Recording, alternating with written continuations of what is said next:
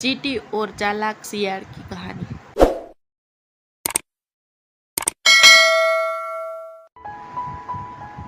एक बार एक जंगल में एक चालाक सियार को एक बहुत समझदार कौवा मिला। कौवे की चोंच में एक बड़ी और मजेदार रोटी थी।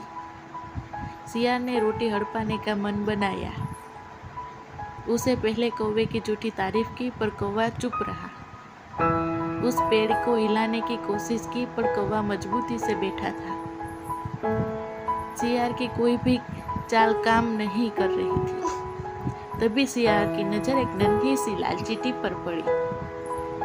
चींटी अपना काम करते हुए जा रही थी। उसे देखकर सियार के दिमाग में बत्ती जली। सियार ने चींटी के पास जाकर फुसफुसाया, नन्ही सी चींटी, क्या तुम मेरी मदद करोगी?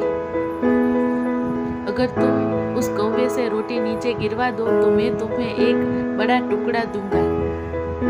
रोटी के टुकड़े का लालच में सुनकर चींटी तैयार हो गई। बहुत छोटी जरूर थी, पर बहुत हिम्मत थी।